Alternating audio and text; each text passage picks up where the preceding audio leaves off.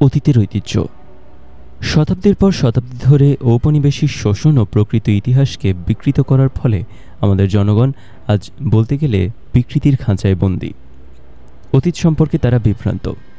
যদি প্রকৃতই আমরা জাতি হিসেবে অগ্রগতি এবং সমৃদ্ধির পথে দৃঢ়ভাবে এগিয়ে যেতে চাই, তাহলে এই বিকৃতির রাহুগ্রাস থেকে আমাদের আশু মুক্তি অপরিহার্য। ভূমিকায় আভাস দেওয়া হয়েছে যে জাতি হিসেবে আমরা বিকৃত এবং বিভ্রান্ত অতীতের উপর প্রধানত নির্ভরশীল, যার বিষময় ফলশ্রুতিতে হচ্ছে বর্তমানে বিরাজমান চরমতম রাজনৈতিক অচলাবস্থা। মুঘল রাজপুত থেকে ব্রিটিশ পর্যন্ত শতাব্দীর পর শতাব্দী ঔপনিবেশিক শোষণ ও শাসনই হচ্ছে আমাদের প্রকৃত ইতিহাসের বিকৃতির জন্য দায়ী। বিভিন্ন ঔপনিবেশিক শক্তি এবং তাদের এত্তদেশীয় ক্রীড়নকরা তাদের স্বার্থ বজায় রাখার জন্য জাতি হিসেবে আমাদের উৎপত্তি, তার ইতিহাস ও ঐতিহ্য সম্পর্কে একটি মিথ্যা, অন্ধকারাচ্ছন্ন এবং ভ্রান্ত চিত্র এঁকে রাখে। এইসব ভ্রান্তির ফলশ্রুতি হিসেবে আমরা আজ আত্মপরিচয় সংকটে নিমজ্জিত। ঔপনিবেশিক শাসনামলে সৃষ্টি করা এইসব বিকৃতির বেড়াজাল ছিন্ন করতে পারলে আমাদের গৌরবময় অতীত ও বীরত্বপূর্ণ ঐতিহ্যের সন্ধান অবশ্যই লাভ করা যাবে। অতীতের প্রকৃত অবস্থার উপর আলোকপাত। ব্রিটিশ ভারতে বাংলা ও আসাম ছিল মুসলিম প্রধান অঞ্চল। দক্ষিণ এশিয়ার এই উপমহাদেশের পূর্বাঞ্চলে কীভাবে এই বিশাল মুসলিম জনপদটি গড়ে ওঠে, এর প্রকৃত ইতিহাস জানা দরকার। প্রাক ব্রিটিশ যুগে, বিশেষত মুসলিম আমলে, ক্ষমতার মূল কেন্দ্রবিন্দু দিল্লি থেকে এই অঞ্চল ছিল অনেক দূরে। তদুপরি এই অঞ্চলে সক্রিয় মুসলিম সাধক ও ইসলাম প্রচারকদের সংখ্যা ছিল সীমিত, অথচ এই অঞ্চলে জনবসতি গড়ে ওঠার কাল থেকেই মুসলিম প্রধান। ভৌগোলিক ইতিহাসে দেখা যায় যে বাংলা ও আসামের সমভূমি এশিয়ার দুই বৃহৎ নদী গঙ্গা ও ব্রহ্মপুত্রের পলিবর্ধিত অববাহিকার নিকট অতীত গড়ে ওঠে। এইসব সাক্ষ্য প্রমাণ করে এটাই প্রমাণিত হয় যে এই দুটি নদীর পলিতে গড়া এই বিরাট ভূখণ্ডে বাইরে থেকে দেশান্তরী মুসলমানরা দলে দলে এসে বসতি স্থাপন করে। কেননা এর আগে বঙ্গোপসাগরের অবদানে গড়ে ওঠা এই ভূভাগটি ছিল প্রায় জনবসতি শূন্য। দেশান্তরী মুসলমান কিংবা আগন্তুকদের এতদ অঞ্চলে বসতি স্থাপনে তখন কোনো অসুবিধা হয়নি, কারণ কালজয়ী ইসলামী অনুশাসনের প্রতি শ্রদ্ধাশীল এই জনগোষ্ঠী বিজিত দেশের আবাদি জমি দখল না করে অনাবাদী জমিতে তাদের নতুন জীবন শুরু করে। গঙ্গা ও ব্রহ্মপুত্র বিধৌত এই নতুন এলাকাসমূহে বাইরে থেকে এসে বসতি স্থাপনকারী আমাদের এই পূর্বপুরুষদের মূল উৎপত্তি কোথায়? সংশ্লিষ্ট ইতিহাস এই সম্পর্কে স্পষ্ট সাক্ষ্য দেয় যে তারা ছিল মানব সভ্যতার পাদপীঠ, মধ্য এশিয়া থেকে দেশান্তরী বৃহত্তর জনগোষ্ঠী সমূহের প্রায় সর্বশেষ দল। স্বীয় ভূমিতে তারা তুরানি বলে পরিচিত ছিল। দ্বাদশ শতাব্দীতে তারা তুর্কম্যান তুর্কি বা তুর্ক আফগান বলে পরিচিতি লাভ করে। প্রায় 3000 বছর বা তারও আগে পার্সিয়ানরাই ছিল মধ্য এশিয়ার, অর্থাৎ বর্তমান রাশিয়ার কাজাখস্তান ও তার আশেপাশের এলাকা সংযুক্ত যাযাবর উপজাতি সমূহের শাসক। তারা আজকের উচ্চবর্ণের হিন্দুদের পূর্বপুরুষ আর্যদের হিন্দুকুশ পর্বতের মধ্যে দিয়ে সিন্ধু গঙ্গা অববাহিকা অঞ্চলে আশ্রয় নিতে বাধ্য করে। পরবর্তীতে বিতাড়িত এই যুদ্ধবাজ আর্য জনগোষ্ঠী 5000 বছরের পুরনো সিন্ধুর নাগরিক সভ্যতাকে ধ্বংস করে সিন্ধু গঙ্গা অববাহিকায় বসতি স্থাপন করে এবং বর্ণভিত্তিক একটি কৃষি সভ্যতা গড়ে তোলে। ইতিমধ্যে মধ্য এশিয়ায় নতুন পরিস্থিতির উদ্ভব হয়। 700 থেকে 600 খ্রিস্টপূর্বাব্দে তুরানিরা পার্সিয়ানদের দক্ষিণ পূর্ব দিকে বিতাড়িত করে মধ্য এশিয়ায় সম্মিলিতভাবে যাযাবর উপজাতি সমূহের উপর প্রভুত্ব বিস্তার করে। নব আবাসভূমিতে পার্সিয়ানরা প্রধানত শক্তিশালী মেদেস সাম্রাজ্যের আশ্রয় লাভ করে। পরবর্তীকালে মহাপরাক্রমশালী সাইরাসের আমলে তারা নিজেরাই একটি রাজকীয় শক্তি হিসেবে আত্মপ্রকাশ করে।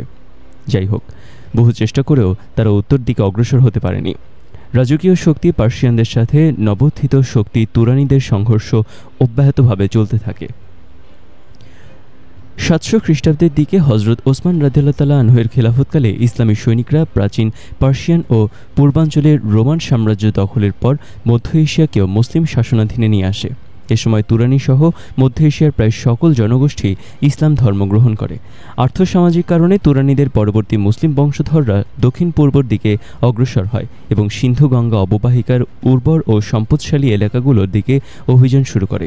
এভাবে গজনির বাদশাহ সুবক্তগিন 986 সালে ভারতের রাজা জয়পালকে বর্তমান পাতিয়ালার নিকটে এবং 991 সালে ভারতের বিভিন্ন রাজ্যসমূহের সম্মিলিত বাহিনীকে পরাস্ত করে গজনি সাম্রাজ্য সিন্ধু নদ পর্যন্ত বিস্তার করেন।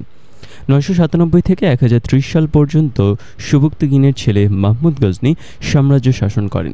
1001 এবং 1026 সালে সুলতান মাহমুদ পাঞ্জাব দখল করেন এবং পরে পূর্ব দিকে কনৌজ ও দক্ষিণ দিকে কাথিয়ার পর্যন্ত অভিযান পরিচালনা করেন। এইসব তুরানি অভিযানকারীরা যুদ্ধক্ষেত্রে দুর্ধর্ষতা সত্ত্বেও আল্লাহর উপর অবিচল বিশ্বাস এবং আস্থার কারণে আচরণে অত্যন্ত ভদ্র ও সভ্য ছিলেন। এছাড়াও উল্লেখযোগ্য বিষয় হচ্ছে তারা ছিলেন সাহিত্য, সংস্কৃতি ও বিজ্ঞানের পৃষ্ঠপোষক। 1.5 শতাধিক কাল পর সুলতান সুবুক্তগিন ও মাহমুদের বংশধরদের উৎখাত এবং পৃথ্বীরাজ চৌহানকে পরাজিত করে মোহাম্মদ ঘৌরি উত্তর ভারত দখল করে নেয়। 1991 সাল নাগাদ সেনাপতি কুতুবুদ্দিন আইবেকের নেতৃত্বে মুসলিম তুরানিরা পূর্ব দিক থেকে বিহার পর্যন্ত রাজ্য বিস্তার করেন। তার 2 বছরের মধ্যে বিহার দখলকারী ইখতিয়ার উদ্দিন মোহাম্মদ বিন বখতিয়ার খিলজি মাত্র 17 জন সৈন্য নিয়ে বাংলার পশ্চিমাংশ দখল করেন। বখতিয়ার খিলজির অভিযানের খবর শুনে দক্ষিণ ভারতের কর্ণাটকী ব্রাহ্মণ বংশোদ্ভূত সেন বংশের শেষ রাজা লক্ষণ সেন রাজধানী গৌড় ছেড়ে পলায়ন করেন। এভাবেই বাংলায় তুরানি মুসলমানদের আগমন ও তাদের শাসন ব্যবস্থার সূত্রপাত হয়। ইতিহাসে আফগানদের ভারত বিজয় বা দিল্লির সালতানাত নামে পরিচিত এই আমল স্বতন্ত্রভাবে 2টি বৈশিষ্ট্যের সমুজ্জ্বল। প্রথমত, এই সময় বাংলা, বিহার ও আসামের অনাবাদী জমিতে ব্যাপক আকারে দেশান্তরী তুরানি মুসলমানদের বসতি স্থাপন। দ্বিতীয়ত, উপমহাদেশীয় পরিবেশের স্বাধীনচেতা তুরানিদের গোত্রীয় সাম্যের ভাবাধার পুষ্ট নতুন রাষ্ট্র ব্যবস্থার প্রয়োগ। প্রথম বৈশিষ্ট্যের পটভূমি এবং কারণ আগে উল্লেখ করা হয়েছে। দ্বিতীয় বৈশিষ্ট্য হচ্ছে মধ্য এশিয়ায় তুরানিদের লালিত গোত্রীয় সাম্যের ধারণা শান্তির ধর্ম ইসলাম গ্রহণের পর ভারতীয় পরিবেশে আরও সুদৃঢ় ও সুসংহত রূপ পরিগ্রহণ করে।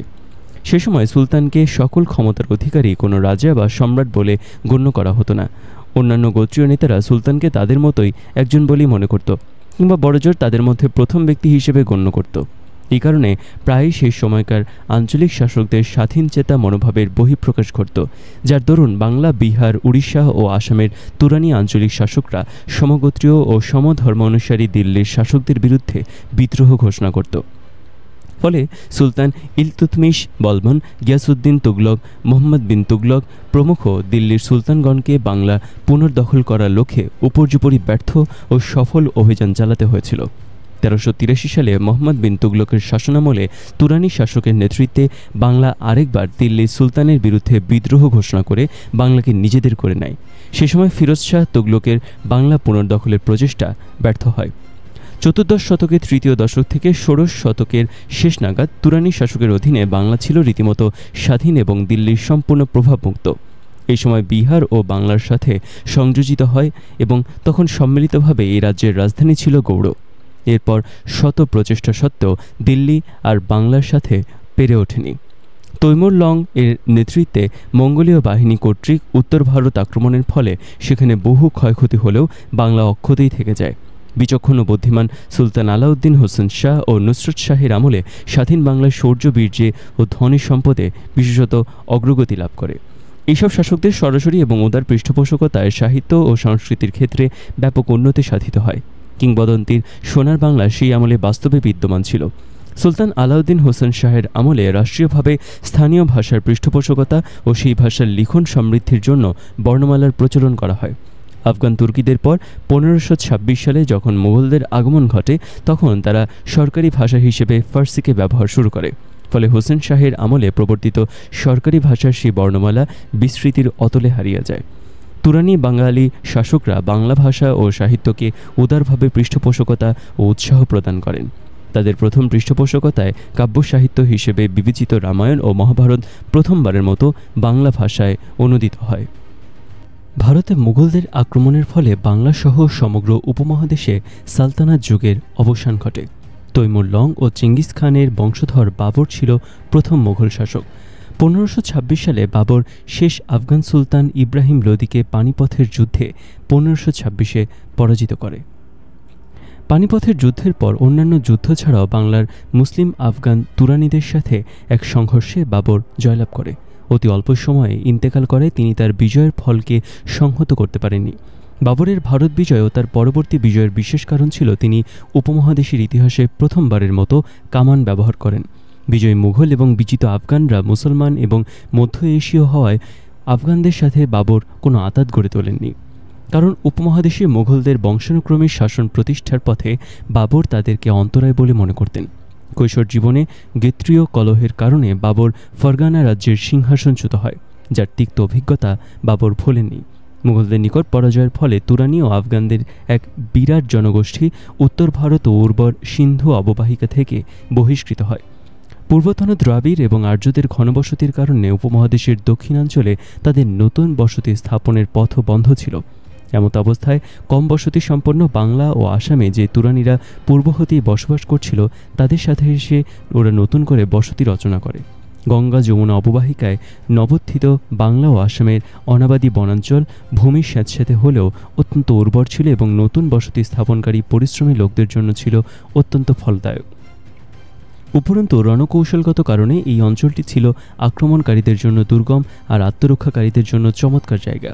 তুরানিদের দমন এবং নির্মূল করার লক্ষ্যে মুঘল শাসকরা রাজপুত হিন্দুদের সাথে সখ্যতা গড়ে তোলে, কেননা তারা কিছুতেই চায়নি যে বাংলা ও আসাম তুরানিদের একক আবাসভূমি হিসেবে প্রতিষ্ঠা লাভ করুক। তাই বাবরের পুত্র হুমায়ুন তৎকালীন স্বাধীন বাংলা ও বিহারের তুরানি আফগান সুলতান শের খান বা শের শাহকে দমন করতে সচেষ্ট হয়। হুমায়ুনের বিশাল সেনাবাহিনী এক যুদ্ধে শের শাহের নিকট পরাজিত হয়। ফলশ্রুতিতে মুসলিম তুরানি আফগানরা আবারও দিল্লির শাসনভার লাভ করে। তুরানি সুলতান শের শাহ তার মূল শক্তির উৎস ও আবাসভূমি বাংলাকে কোনোদিনও ভুলে যায়নি। শের শাহ ভারতের রাজত্ব ও প্রশাসনিক ভিত্তি শুধু গড়ে তোলেননি, তিনি উপমহাদেশের সড়ক এবং অন্যান্য যোগাযোগ ব্যবস্থা প্রভূত উন্নতি সাধন করেছিলেন। তিনি উত্তর পশ্চিম ভারতের পেশোয়ার থেকে পূর্ব ভারতের সোনারগাঁও পর্যন্ত বিশাল প্রশস্ত গ্র্যান্ড ট্যাঙ্ক রোড তৈরি করেন।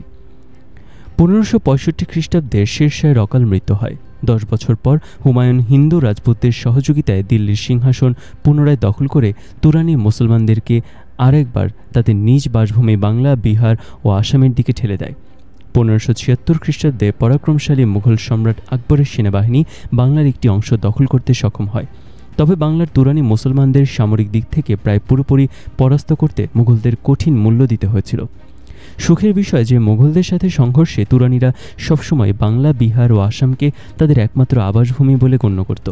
উল্লেখ্য যে একবার সিকান্দার শাহ সুর 1570 সালে পাঞ্জাবে পরাজয় বরণ করেও অক্ষত অবস্থায় বাংলাদেশে প্রত্যাবর্তনের শর্তে আত্মসমর্পণ করেন। ইতিহাস থেকে প্রতীয়মান হয় যে মুঘলরা কখনো তুরানিদের বাংলাদেশে সম্পূর্ণভাবে পর্যদস্ত করতে পারেনি। মুঘল শৌর্যবীর্যের চরম সময়েও বাংলাদেশে মুঘল শাসক মীর জুমলা এবং শায়েস্তা খানকে বাংলা ও আসামকে বশে আনতে বহু বেগ পেতে হয়েছিল।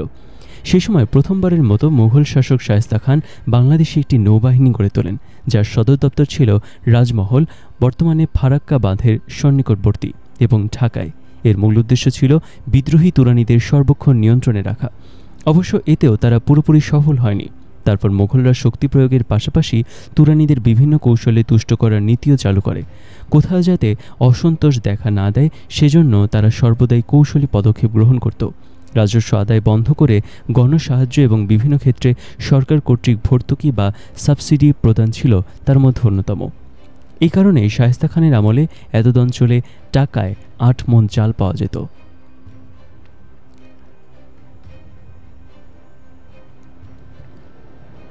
সম্রাট আওরঙ্গজেবের মৃত্যুর পর মুঘল সাম্রাজ্যের অবক্ষয় শুরু হয়। আওরঙ্গজেবের উত্তরাধিকারীদের দুর্বলতা ও অযোগ্যতার সুযোগে বাংলা সহ বহু অঞ্চল বিদ্রোহ ঘোষণা করে। 1717 খ্রিস্টাব্দে বাংলাদেশ বস্তুত স্বাধীন সত্তা নিয়ে বিরাজ করতে থাকে। তুরানি শাসক আলীবর্দী খান 1740 খ্রিস্টাব্দে বাংলা, বিহার ও উড়িষ্যা এবং আসামের কিয়দংশকে একই রাষ্ট্রে একীভূত করে নিজেকে নবাব ঘোষণা করেন।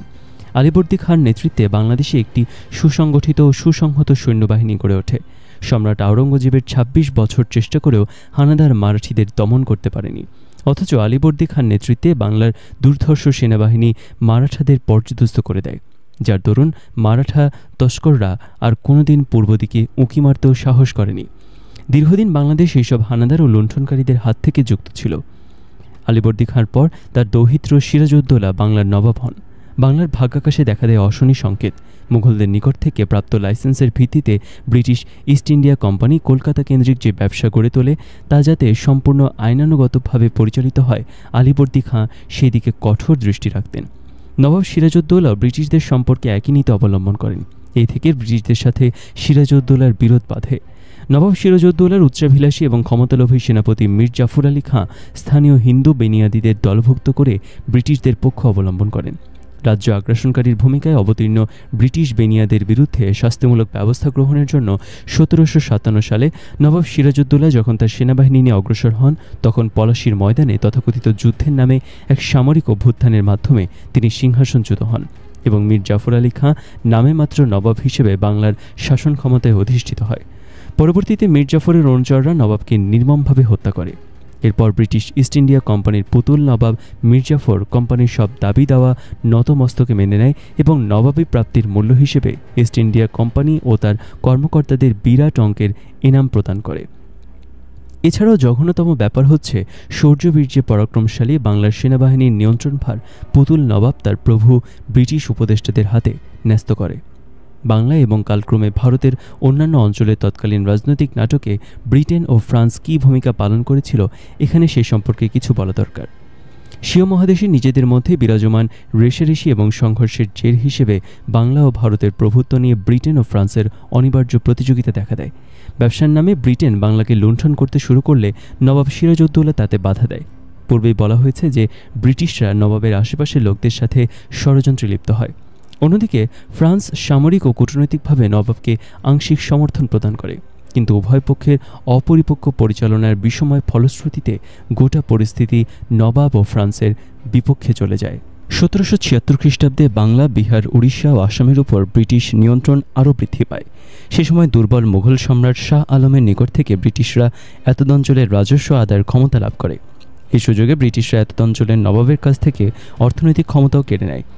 ইতিমধ্যেই সেনাবাহিনী ব্রিটিশ নিয়ন্ত্রণে চলে যায়। মীর জাফরের জামাতা মীর কাসিম ব্রিটিশ নিয়ন্ত্রণের বিরোধিতা করলে ব্রিটিশের সাথে তার সংঘর্ষ বাধে এবং মীর কাসিম সিংহাচ্যুত হয়ে নির্বাসনে মৃত্যুবরণ করেন। এভাবেই বাংলা ব্রিটিশদের দাসত্বের নিগড়ে আবদ্ধ হয়। রাজস্ব আদায় ও ব্যবসার নামে স্থানীয় বর্ণ হিন্দুদের সহযোগিতায় ব্রিটিশরা বাংলার সম্পদ লুটতরাজ শুরু করে। এর বিষময় ফলশ্রুতিতে ১৭৬৮ থেকে ৭০ সালে বাংলায় ব্যাপক দুর্ভিক্ষ দেখা দেয়। এই দুর্ভিক্ষে লক্ষ লক্ষ মানুষ অনাহারে মারা যায়। এত সব বিপর্যয়ের ফলে বাংলাদেশে মুসলিম তুরানিরা ধীরে ধীরে দুর্দশাগ্রস্ত সম্প্রদায়ে পরিণত হয়, আর বাংলার অর্থনৈতিক অবস্থা নিদারুণভাবে ভেঙে পড়ে। ব্রিটিশ ঔপনিবেশিকরা ভারতে তাদের শাসন চিরস্থায়ী করার জন্য খুব দ্রুত প্রয়োজনীয় প্রক্রিয়া ও পদক্ষেপ গ্রহণ করে। এসব পদক্ষেপের মধ্যে সবচেয়ে উল্লেখযোগ্য ছিল ১৭৯৩ সালে লর্ড কর্নওয়ালিসের চিরস্থায়ী বন্দোবস্ত। চিরস্থায়ী বন্দোবস্তের প্রধান দিক ছিল জমির মালিকদের উপর স্থায়ীভাবে রাজস্ব ধার্য করা। এই ব্যবস্থায় এই অঞ্চলের জমির মালিক তুরানি মুসলমানদের জন্য ছিল অত্যন্ত মারাত্মক এবং গুরুতর। ব্রিটিশদের সামগ্রিক নিষ্ঠুরতা, দুরভিসন্ধিমূলকভাবে শহর কেন্দ্রিক ব্যবসার বিকাশ ঘটানো, রাজস্ব সংগ্রহে হিন্দু সম্প্রদায়কে নিয়োগসহ এমন এক দুঃসহ পরিস্থিতি সৃষ্টি করে, যার ফলে এই অঞ্চলের জমি ও সম্পত্তির ওপর থেকে মুসলমানদের কর্তৃত্ব লোপ পায়। এতদ অঞ্চলে রাতারাতি সামন্তবাদী পদ্ধতি চাপিয়ে দেওয়া হয়। দক্ষিণ এশীয় উপমহাদেশের পূর্বাঞ্চলে বসবাসকারী তুরানি মুসলিম সমাজের কাছে এই সামন্তবাদী পদ্ধতি ছিল সম্পূর্ণ অজ্ঞাত। ব্রিটিশ ঔপনিবেশিক শাসকরা তাদের কলমের এক খোঁচায় তুরানি ভূস্বামীদের নবোত্থিত হিন্দু জমিদারিদের সামন্তবাদী শোষণের ফাঁদে জোরপূর্বক বন্দী করে ফেলে। এসব জমিদাররা ব্রিটিশদের দ্বারা সৃষ্টি হয়েছিল। বলা বাহুল্য, অধিকাংশ জমির মালিক ছিলেন মুসলমান কোম্পানি।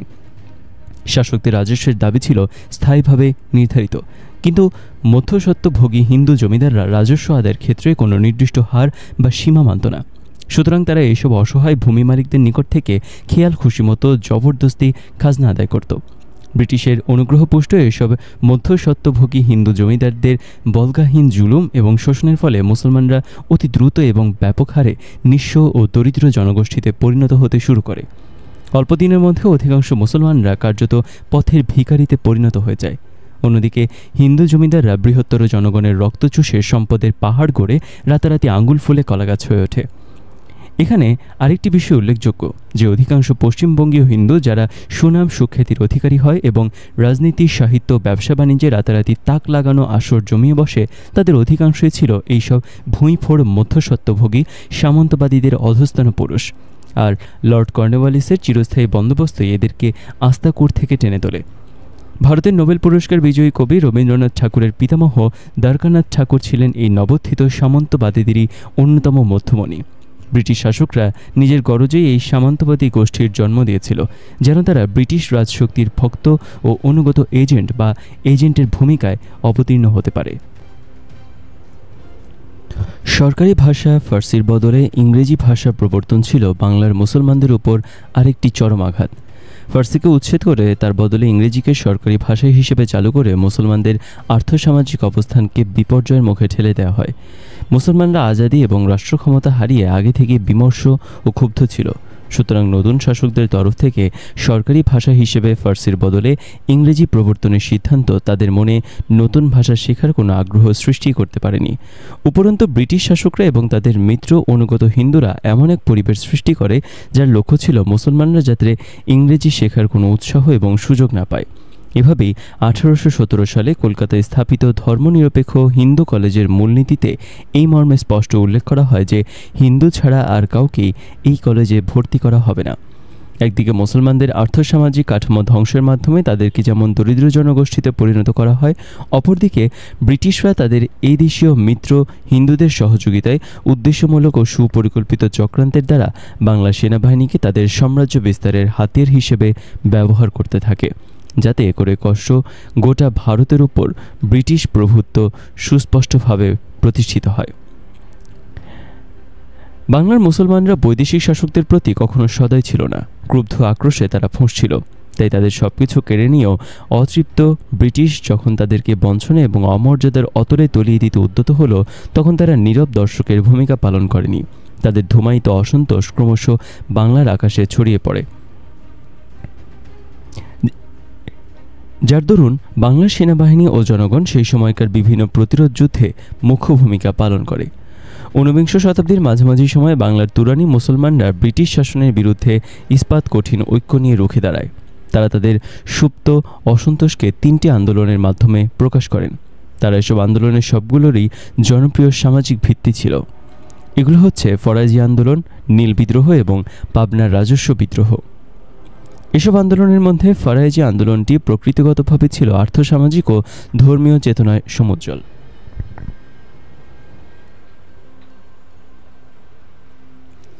এই আন্দোলনের উদ্দেশ্য ছিল মুখ্যত মুসলমান ভূমি মালিক ও কৃষকদেরকে হিন্দু জমিদারের অত্যাচার এবং শোষণ থেকে রক্ষা করা। একই সাথে সাধারণ মুসলমানদের সামাজিক ন্যায় বিচার নিশ্চিত করাও ছিল ফরাজি আন্দোলনের উদ্দেশ্য। ধর্মীয় দিক থেকে বিচার করলে দেখা যাবে যে এই আন্দোলনটি ছিল প্যান ইসলামী চেতনা দ্বারা অনুপ্রাণিত এবং ওহাবি আন্দোলনের সাথে এর ঘনিষ্ঠ যোগসূত্র ছিল। মূলত এই ফরাজি আন্দোলনই প্রথম স্বাধীনতা যুদ্ধকে অনুপ্রাণিত ও উদ্বুদ্ধ করে। এ সময় বাংলা সেনাবাহিনীকে উদ্দেশ্যমূলকভাবে ভারতের বিভিন্ন স্থানে মোতায়েন করা হয়। সৈনিকদের নিজ দেশের জনগণের উপর ব্রিটিশ শাসকদের দুঃশাসন ও নির্যাতন এবং শোষণের সাথে প্রত্যক্ষভাবে পরিচিত ছিল। সুতরাং সঙ্গত কারণেই তারা 1857 সালে যে যেখানে ছিল সেখানে ব্রিটিশ দুঃশাসনের বিরুদ্ধে বিদ্রোহ ঘোষণা করেন। সফল প্রায় এই স্বাধীনতা যুদ্ধকে কঠোর হস্তে দমন করা হয়। এই বিদ্রোহ ব্যর্থ হবার পেছনে অন্য সব কারণের মধ্যে একটি কারণ এই যে ব্রিটিশ শাসকরা উপমহাদেশের অন্যান্য জাতিসত্তার যেসব লোকদের সেনাবাহিনীতে অন্তর্ভুক্ত করেছিল তারা ছিল কোম্পানি শাসনের প্রতি একান্ত অনুগত। উপরন্তু বাংলা সেনাবাহিনীর সৈনিকরা ভারতের সর্বত্র ছড়িয়ে ছিটিয়ে থাকার কারণে সুসংহত শক্তি নিয়ে সেই স্বাধীনতা যুদ্ধ পরিচালনা করতে পারেনি। স্বাধীনতা যুদ্ধে পরাজয়ের অব্যাহতি পরেই বাংলার সেনাবাহিনীকে বিলুপ্ত ও এর সকল সদস্যদের মৃত্যুদণ্ড দেওয়া হয়। ব্রিটিশ শাসনামলে আর কখনও বাংলা সেনাবাহিনীকে পুনর্গঠন করা হয়নি। ব্রিটিশ শাসকরা তাদের প্রভুত্বকে চিরস্থায়ী করার জন্য নিষ্ঠুরতার সাথে তুরানি মুসলমানদের প্রতিরোধের সর্বশেষ চিহ্নটুকু উৎপাটিত করে ফেলে। প্রকৃতপক্ষে প্রথম অর্থাৎ সিপাহী স্বাধীনতা যুদ্ধের পরাজয়ের পরই বাংলার মুসলমানদের সাহসিকতা ও পৌরুষের প্রস্ফুটিত গোলাপকে এভাবে দুমড়ে মুচড়ে ফেলা হয়। ব্রিটিশ ঔপনিবেশিক শাসকরা তাদের শুধু খুঁজে খুঁজে হয়রানি করেনি, যারা তাদের বিরুদ্ধে সংগ্রামের পতাকা উত্তোলন করে তাদেরকে অকথ্য নির্যাতনের শিকারে পরিণত করা হয়। অনেকে ফাঁসি কাষ্ঠেও ঝুলানো হয়। তারা তাদের সকল পুরুষ আত্মীয়দের ধরে নিয়ে জিজ্ঞাসাবাদের নামে নির্যাতন চালাতো এবং অনেককে নির্মূল করে ফেলত। অত্যাচারী ব্রিটিশ শাসকদের ভয়াবহ কোপানল থেকে আত্মরক্ষার জন্য হাজার হাজার তুরানি মুসলমান নিজেদের নাম পর্যন্ত পরিবর্তন করে ফেলতে বাধ্য হয়, যার ফল এখনও মুসলমানদের মধ্যে ব্যাপক হারে পারিবারিক নাম ও পদবীর অভাব দেখা দেয়। ব্রিটিশ শাসকরা এদেশের মুসলমানদের কার্যকরভাবে নিরস্ত্র এবং তাদেরকে সামরিক শিক্ষা থেকে বঞ্চিত করার জন্য অত্যন্ত কৌশলী ও দীর্ঘস্থায়ী পদক্ষেপ গ্রহণ করেছিল। তারা ভেবেছিল যে মুসলমানদের যদি অস্ত্র ব্যবহার ও সামরিক কলাকৌশল প্রয়োগের নিয়মকানুন সম্পর্কে অজ্ঞ রাখতে পারা যায়, তাহলে এদেশের তুরানি মুসলমানরা তাদের উচ্চতর ও দক্ষ সামরিক ঐতিহ্য বিস্মৃত হয়ে যাবে। সেই সাথে তাদেরকে অনুগত ভৃত্যে পরিণত করার মাধ্যমে দক্ষিণ এশিয়া থেকে ব্রিটিশ বিরোধী হুমকি চিরতরে খতম করা যাবে। 1857 সাল থেকে 1947 সাল পর্যন্ত বাংলার কোনো মুসলমানকেই যোদ্ধা বিভাগে চাকরি করার সুযোগ দেওয়া হয়নি। বাংলার মুসলমানদের অসামরিক বংশধারার লোক বলে অপবাদ দিয়ে তাদেরকে সামরিক বাহিনীর চাকরি থেকে দূরে সরিয়ে রাখা হয়। নবাব আলীবর্দী খানের দুর্ধর্ষ সেনাবাহিনীকে ব্যবহার করেই ব্রিটিশ শাসকরা তাদের বিজয় সুনিশ্চিত করেছিল, কিন্তু নিজেদের সাম্রাজ্যবাদী স্বার্থ রক্ষার প্রয়োজনেই তারা সামরিক কলাকৌশল শিক্ষার সুযোগ থেকে মুসলমানদের বঞ্চিত করে। অথচ সুদূর অতীতকাল থেকেই বাংলার মুসলমানরা শ্রেষ্ঠতর যোদ্ধা হিসেবে সুপরিচিত এবং সামরিক ঐতিহ্যে তারা অত্যন্ত সমৃদ্ধ এক মর্যাদার অভিষিক্ত ছিল। পর্যায়ক্রমে ব্রিটিশরা ঘৃণ্য পৈশাচিক মূর্তিতে আবির্ভূত হয়ে মুসলমানদের সার্বিক ধ্বংস সাধনে আত্মনিয়োগ করে। তারা এই উদ্দেশ্যে মুসলমানদের কঠিন দারিদ্র্যের অতল গহ্বরে ঠেলে দেয় এবং একই সাথে তাদের প্রতিরোধ ক্ষমতা কেড়ে নিয়ে পঙ্গু জাতিতে পরিণত করার অপচেষ্টায় মেতে ওঠে। এই অপচেষ্টার অংশ হিসেবে চিরস্থায়ী বন্দোবস্তের মাধ্যমে ব্রিটিশ শাসকরা তাদের ক্ষয়ের খা হিন্দুদের সহায়তায় মুসলমানদের দরিদ্রতর জনগোষ্ঠীতে রূপান্তর করে পতনের দ্বারপ্রান্তে ঠেলে দেয়। ব্রিটিশদের এহেন জঘন্য তৎপরতা ছাড়াও আরও কিছু গভীর আর্থসামাজিক কারণ বাংলার মুসলমানদের হৃদয়ে ব্রিটিশ বিরোধী প্রতিরোধের অগ্নিশিখা জ্বালিয়ে দেয়। 1857 সালের প্রথম স্বাধীনতা যুদ্ধ অর্থাৎ সিপাহী বিদ্রোহ তারই বহিঃপ্রকাশ। কিন্তু সেই যুদ্ধে বেদনাদায়ক ব্যর্থতার ফলে ব্রিটিশরা 1857 সালের পর থেকে বাংলার মুসলমানদেরকে অসামরিকীকরণের জন্য সকল পদক্ষেপ গ্রহণ করতে থাকে। তাদের এই সব পদক্ষেপের উদ্দেশ্য ছিল বাংলার মুসলমানরা যেন আর কোনোদিন ব্রিটিশ শাসনের বিরুদ্ধে প্রতিরোধ গড়ে তুলতে না পারে। এই প্রসঙ্গে এটা স্মরণ করা দরকার যে এটি ছিল ব্রিটিশ ঔপনিবেশিক শাসকদের নির্মমতার একটি প্রক্রিয়া, আর এভাবেই তারা মুসলমানদেরকে শাসকের জাতি থেকে ভৃত্যের জাতিতে পরিণত করে, ফলে একই সাথে তাদেরকে অর্থনৈতিক ক্ষেত্রে পঙ্গুত্বের শিকারে পরিণত করে, এমনকি সংস্কৃতির ভিত্তিভূমিও নস্যাৎ করে দেয়। চূড়ান্ত পর্যায়ে তারা মুসলমানদের নিরস্ত্র করে অসামরিক জাতির লাঞ্ছনা নিয়ে টিকে থাকতে বাধ্য করে। এই একই ধরনের নিষ্ঠুর খেলার দুঃখজনক চিত্র তুলে ধরা হয়েছে পরবর্তী অধ্যায়ে। আমরা সেখানে দেখব কিভাবে বহু ত্যাগ তিতিক্ষা ও দুঃখ ভোগের মাধ্যমে অর্জিত 1947 সালের স্বাধীনতার পর বাঙালি মুসলমানদের সামরিক বাহিনীতে যোগদানের যে সীমিত সুযোগ মেলে তার বিরুদ্ধেও কত জঘন্য চক্রান্ত চলে। আর এই চক্রান্তের পেছনে ছিল স্বার্থান্বেষী সাম্রাজ্যবাদী ও সম্প্রসারণবাদী শক্তির কালো থাবা এবং তাদের ভাড়াটে পঞ্চম বাহিনীর ক্রূর চক্রান্ত। এরাই জাতীয় প্রতিরক্ষার দুর্গ বিচূর্ণ করে সশস্ত্র বাহিনী নিষিদ্ধ করার জন্য বিশেষ করে 71-এর স্বাধীনতার পর থেকেই ওকালতি করে আসছে। অথচ স্বাধীনতা যুদ্ধে আমাদের সেনাবাহিনীর গৌরবোজ্জ্বল ভূমিকা কেবল অনস্বীকার্যই নয়, প্রশ্নাতীত বটে।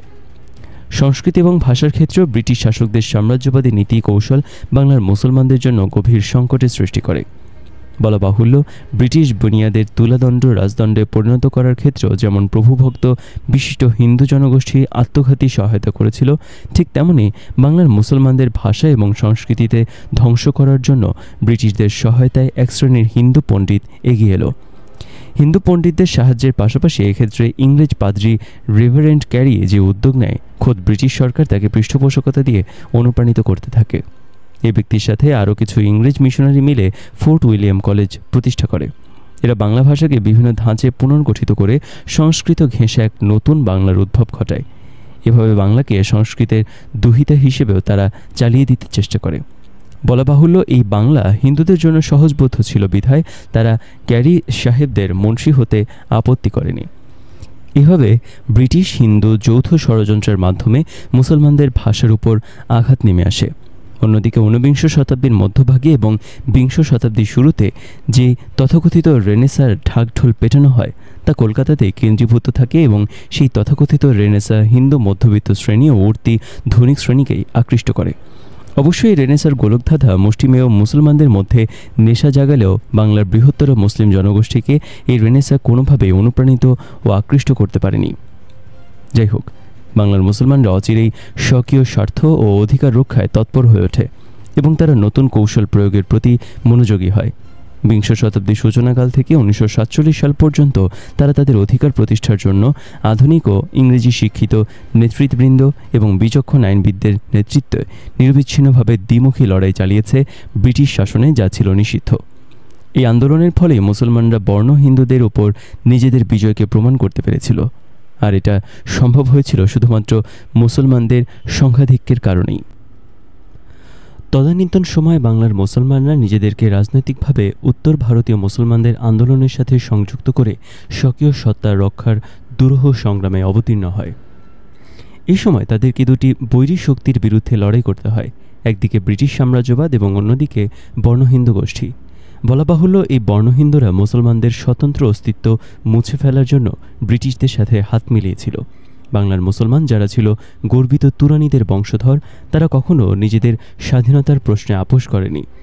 এই তুরানী মুসলমানরাই আবার ব্রিটিশ সাম্রাজ্যবাদী শক্তি ও বর্ণ হিন্দুদের নাগপাশ থেকে মুক্ত হয়ে স্বাধীন সত্তায় বেঁচে থাকার জন্য উত্তর ভারতীয় মুসলমানদের সাথে সম্মিলিত সংগ্রামের ইতিহাস রচনা করে। এমনকি উত্তর ভারতীয় মুসলমানদের সাথে সংগ্রামী ঐক্য রচনার আগ্রহাতিশয্যে তারা দীর্ঘদিনে লালিত পূর্ব ভারতীয় আচার আচরণ বদলাতেও দ্বিধা করেনি। পূর্ব ভারতের এই অঞ্চল তথা বাংলার বৃহৎ অংশ বিহার এবং আসামকে পতিত অবস্থা থেকে এরাই আবাদ করে জনবসতিতে পরিণত করে। এই ঐতিহাসিক সত্যকে যারা ব্রিটিশ ঔপনিবেশিক শাসকরা পর্যন্ত অস্বীকার করতে পারেনি। এ প্রমাণ রয়েছে 1905 সালে লর্ড কার্জনের তথাকথিত বঙ্গভঙ্গের ঐতিহাসিক ঘটনায়। এই পদক্ষেপের দ্বারা বাংলাকে দুই ভাগে বিভক্ত করা হয়। এর একাংশ পূর্ব বাংলা এবং অন্য অংশ পশ্চিম বাংলা। পূর্ব বাংলা ও আসাম মিলে এই নতুন উপমহাদেশের পূর্বাংশের মুসলমানরা সংখ্যাগরিষ্ঠ জনগোষ্ঠীর রূপ লাভ করে। ইতিহাস সাক্ষী, উঠতি হিন্দু ধনিক ও মধ্যবিত্ত শ্রেণী বঙ্গভঙ্গের বিরুদ্ধে ব্যাপক আন্দোলন গড়ে তোলে। এর ফলে ব্রিটিশ শাসকরা 1911 সালে বঙ্গভঙ্গের সিদ্ধান্ত বাতিল করতে বাধ্য হয়। বর্তমান শতাব্দীর 30 ও 40 দশকে হিন্দু প্রধান কংগ্রেস ব্রিটিশ শাসনের বিরুদ্ধে ভারত ছাড়ো আন্দোলন শুরু করলে পূর্বাঞ্চলের মুসলমানরা উপমহাদেশের সার্বিক স্বাধীনতা অর্জনের লক্ষ্যে বঙ্গভঙ্গের উক্ত সিদ্ধান্ত মেনে নেয়। একই সাথে তারা বর্ণ হিন্দু শোষণ ও শাসনের নাগপাশ থেকে মুক্তির জন্য আত্মত্যাগের নতুন ইতিহাস রচনা করে। সেই ইতিহাসের পথ ধরে পূর্বাঞ্চলের মুক্তিপাগল তুরানী মুসলমানদের বংশধর হিসেবে আমরা পাকিস্তান প্রতিষ্ঠার জন্য ইস্পাত কঠিন এক সংগ্রামের সৃষ্টি করেছিলাম। আমাদের স্বপ্ন ও আশা ছিল যে নিজস্ব বাসভূমিতে অতঃপর মুসলমানরা একটি স্বাধীন ও আত্মমর্যাদাশীল জাতি হিসেবে নির্বিঘ্নে গড়ে উঠবে। রাজনৈতিকভাবে বাংলার মুসলমানরা এই আন্দোলনকে পরিচালিত ও নিয়ন্ত্রিত করেছে শেরেবাংলা একে ফজলুল হকের মতো জনপ্রিয় নেতা, কৃষক নেতা মাওলানা আব্দুল হামিদ খান ভাসানী এবং শহুরে নেতা হোসেন শহীদ সোহরাওয়ার্দীর মতো ব্যক্তিত্বকে সামনে রেখে। এমনইভাবে সাহিত্য ও সংস্কৃতির অঙ্গনেও কবিতা এবং গানের মাধ্যমে আত্মজাগৃতির মন্ত্র উচ্চকিত হয়ে ওঠে। জাতির আশা আকাঙ্ক্ষাকে পূর্ণতায় প্রতিষ্ঠিত করার জন্য অনেক কবি সাহিত্যিক জাগরণের মন্ত্র নিয়ে এগিয়ে আসেন। বিশেষ করে বিদ্রোহী কবি কাজী নজরুল ইসলাম তার কালজয়ী প্রতিভা দিয়ে এক অমর কাব্য সম্ভার সৃষ্টি করেন।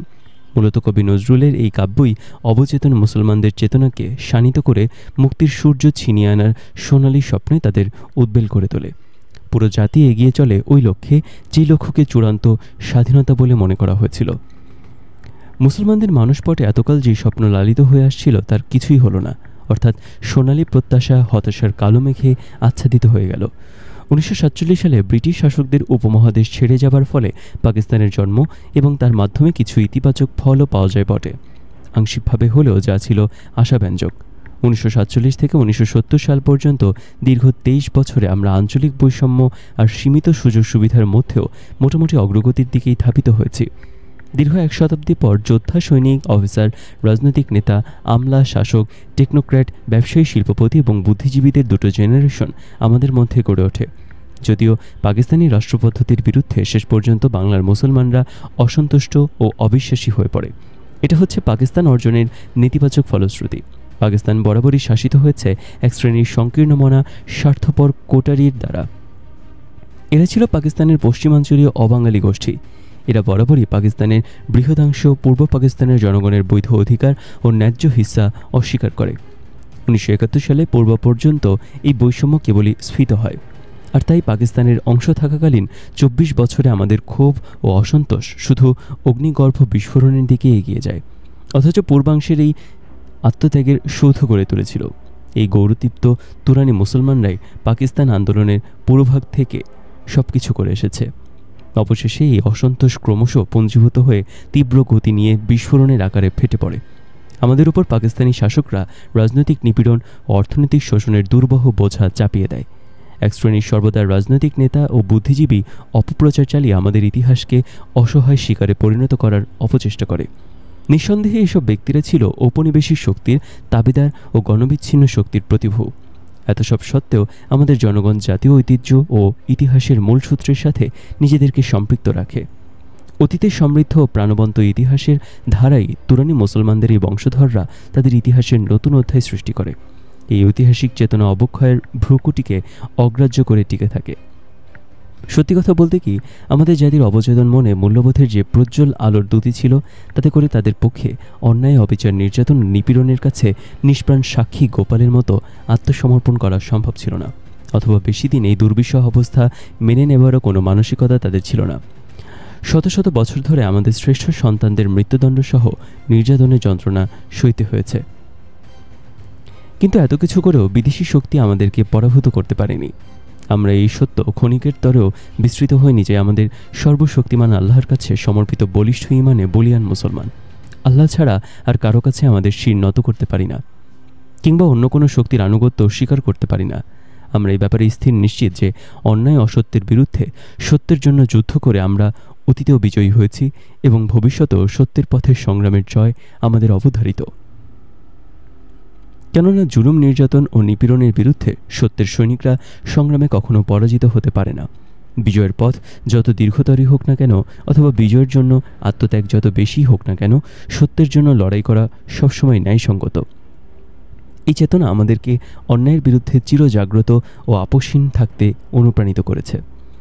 1971 সালের আগের দিনগুলোয় অন্যায়, অবিচার ও শোষণের বিরুদ্ধে যে গণরোষ পুঞ্জীভূত হয়েছিল, তার ভিত্তি ছিল মূলত আমাদের অনুভূতির গভীরে প্রথিত ঐতিহাসিক চেতনার মর্মমূলে। প্রকৃতপক্ষে 1965 সালে পাক ভারত যুদ্ধের সময় পাকিস্তানি শাসকরা আমাদের প্রতিরক্ষার দিক থেকে একেবারে অসহায় অবস্থায় ফেলে রাখে। এই ঘটনা আমাদের চোখের সামনে আরেক রূঢ় সত্য উন্মোচন করে। পাকিস্তানি শাসকরা যে তাদের নিজেদের নিয়ে ব্যস্ত এবং তারা যে আমাদের উপর ঔপনিবেশিক কায়দায় প্রভুত্ব বহাল রাখতে উদ্গ্রীব, এই সত্যটি অত্যন্ত স্পষ্ট হয়ে ওঠে। শেখ মুজিবের নেতৃত্বে আওয়ামী লীগ 6 দফা দাবির ভিত্তিতে পূর্ব পাকিস্তানের জন্য স্বায়ত্তশাসন দাবি করে। এসব দাবির মধ্যে ছিল রাজনৈতিক, অর্থনৈতিক ও সামরিক অধিকার প্রতিষ্ঠার মতো মৌল দাবি। এসব দাবিকে বাংলাদেশের মুসলমানরা তাদের জন্মগত অধিকার বলেই গণ্য করে। 1970 সালে পাকিস্তানের জাতীয় নির্বাচনে দেশের সাধারণ জনগণ তাদের অধিকার আদায়ের উদ্দেশ্যে আওয়ামী লীগ প্রদত্ত দাবিসমূহের সমর্থনে ভোট প্রদান করে। পাকিস্তানের কুচক্রী শাসকমহল জনগণের এই গণতান্ত্রিক রায়কে অগ্রাহ্য করার অপচেষ্টা চালায়। 1971 সালের 25শে মার্চ কালোরাত থেকে বাংলাদেশে পাকিস্তানি সামরিক জান্তা সশস্ত্র নির্যাতন ও ভয়াবহ গণহত্যার তাণ্ডব সৃষ্টি করে। এর ফলশ্রুতিতে বাংলাদেশের সর্বস্তরের জনগণ 9 মাসব্যাপী রক্তক্ষয়ী সশস্ত্র সংগ্রামে লিপ্ত হয়। বাংলার বীর জনগণের তীব্র প্রতিরোধের মুখে পাকিস্তানি সৈন্যবাহিনীকে পরাজয় বরণ করতে হয়।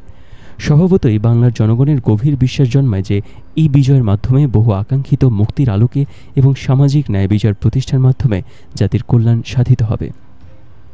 কিছু ঐতিহাসিক ও আন্তর্জাতিক কার্যকারণের জন্য বাংলার তুরানি মুসলমানদেরকে 1971 সালের মুক্তিযুদ্ধে প্রতিবেশী ভারত ও তার মৈত্রী সোভিয়েত ইউনিয়নের সহায়তা গ্রহণ করতে হয়। এসব ঘটনার ফলে বাংলাদেশের শাসক দলের অর্থাৎ আওয়ামী লীগের উচ্চ পর্যায়ের নেতাদের একটি গোষ্ঠী রুশ ভারতের বিশ্বস্ত অনুচরে পরিণত হয়। রাজনৈতিক, অর্থনৈতিক ও সাংস্কৃতিক ক্ষেত্রে জাতীয় স্বার্থ বিরোধী নীতি এবং কৌশল গ্রহণের দ্বারা তারা বাংলাদেশকে ভারত ও রাশিয়ার করদ রাজ্যে পরিণত করার অপপ্রয়াস চালায়। বস্তুত 1971 সালের 16 ডিসেম্বর থেকে 1975 সালের 15 আগস্ট পর্যন্ত বাংলাদেশ ছিল রুশ ভারত অক্ষশক্তির মৃগয়াস্ত্র। এই সময় কোটি কোটি জনতা অবর্ণনীয় দুঃখ দুর্গতির মধ্যে হাবুডুবু খেতে থাকে। আইন শৃঙ্খলার চরম অবনতি ঘটে এবং গোটা দেশকে নৈরাজ্যের কালো আধার গ্রাস করে। দুর্ভিক্ষের করাল ছায়ায় গোটা দেশ ছেয়ে যায়। চারিদিকে হাহাকার, হতাশা আর কান্নার রোল ওঠে। হাজার হাজার বুভুক্ষ মানুষ জঠরের জ্বালায় মৃত্যুর কোলে ঢলে পড়ে। এদের অধিকাংশই ছিল উলঙ্গ। সে সময় কাপড়ের অভাবে বাংলার মা বোনেরা ছালার চট পরে থাকত। কাফনের অভাবে কলাপাতা ও গাছের ছাল মুড়ে লাশ দাফন করা হতো। সম্প্রসারণবাদী ভারতের পুঁজিপতি ব্যবসায়ী এবং তাদের এদেশীয় দোসরদের ভুরি বৃদ্ধির জন্য বাংলার মানুষের মৌলিক চাহিদা খাদ্য ও বস্ত্রের অধিকার হরণ করা হয়। অদৃষ্টের এমনই নির্মম পরিহাস যে লক্ষ্য জীবনের বিনিময়ে অর্জিত স্বাধীনতার পর সুখী ও সমৃদ্ধ জীবনের স্বপ্ন বাস্তবায়নের পরিবর্তে এমন নিগ্রহ ও দুর্বহ পরিস্থিতির উদ্ভব হয়, যা পলাশির যুদ্ধে পরাজয়ের পরও এই জাতি প্রত্যক্ষ করেনি। শুধু তাই নয়, এই দেশে অতীতে ব্রিটিশ সাম্রাজ্যবাদের অনুসৃত স্টাইলে রুশ ভারতীয় হায়নারা আমাদের সার্বভৌমত্ব বিরোধী জঘন্য খেলায় মেতে ওঠে। নতুন করে চক্রান্তের জাল বিস্তার করা হয়। শাসক গোষ্ঠী বিদেশি প্রভুদের অনুকরণে বাংলাদেশি জনগণ ও সৈনিকদের অসামরিকীকরণ করতে, নিরস্ত্র করতে উদ্যত হয়। সামরিক বাহিনীকে সংকুচিত করা হয়, অথচ 1857 সালে মুক্তি সংগ্রামের দীর্ঘ 100 বছর পরে বাংলার বীর জনগণ তখন সবেমাত্র সামরিক বাহিনী পুনরায় গঠন করার সুযোগ পায়। 1975 সালের গোড়ার দিকে বাংলাদেশকে এক দলীয় সরকার কাঠামোর দিকে ঠেলে দিয়ে সাম্রাজ্যবাদী ও সম্প্রসারণবাদী প্রভুদের খুশি করা হয়। এমনই করেই শাসক আওয়ামী লীগের প্রাধান্য বিস্তারকারী নেতারা শত মির্জাফরের প্রেতাত্মার রূপ নিয়ে জনগণের সাথে বিশ্বাসঘাতকতা করে। অথচ বাংলার মুক্তিপাগল জনগণ এক সাগর রক্তের বিনিময়ে স্বাধীনতার নবতর ইতিহাস রচনা করেছিল। মহান আল্লাহকে এই জন্য ধন্যবাদ যে 15 আগস্টের বিপ্লবী তৎপরতার ফলে গোলামির দুঃসহ গ্লানি, দুঃসহ নির্যাতন এবং নির্মম শোষণের জাতাকল থেকে রক্ষা পেয়ে জাতি স্বস্তির নিঃশ্বাস ফেলে।